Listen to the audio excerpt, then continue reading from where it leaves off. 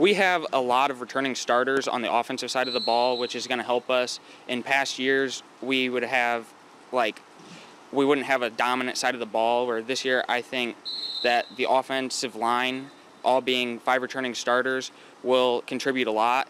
But that being said, the defense, with not having a ton of returning starters, we have a bunch of guys that want to step up and outwork the other teams and will outperform. So that's them. Yeah. How has the competition driven you guys and made you a better team overall? The rivalries and the competition has just made us a better team, because it makes you want to work harder. It makes you want to work towards a greater goal, like a sectional championship or a state championship. And it just makes you want to win every game and outwork the other teams.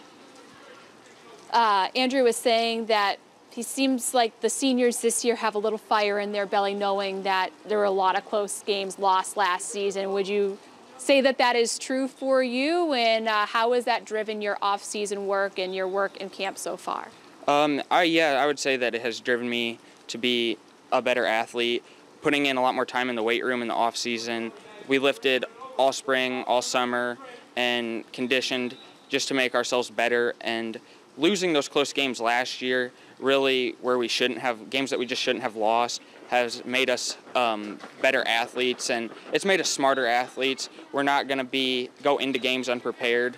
We're going to make sure we're 100% prepared for the games before we go into them.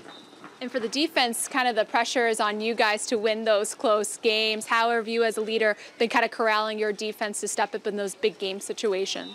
The younger kids, they just need to keep understanding, and they just need the support from the older seniors, which there's only 2 or 3 of us right now, that they just need the support knowing that they can do it. So when we get on them, they know it's not us being mad at them, it's us trying to push them to work harder towards the greater goal. If you had to put the character and the personality and the strength of this team into one word, what would that word be? Hard work.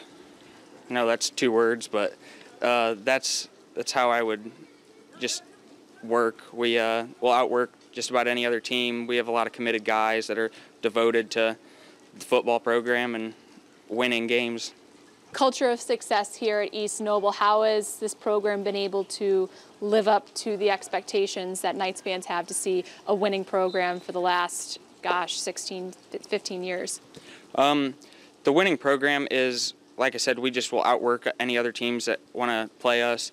And with going on 15, 16 years of winning, it drives you to keep that going. You don't want to be the senior class that lets down the city and lets down the town on not having that winning record.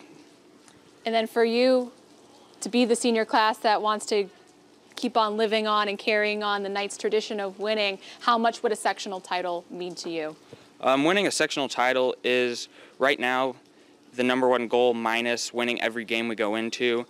I know I talked to a lot of the seniors, and we decided that we want to focus on the sectional championship right now. That way we're not overlooking, because in past years, when it comes to playoff times, everybody looks straight towards the state championship, and that seems to affect the ways we play after the first game. People start overlooking games, important games that'll get us to the places we need to be.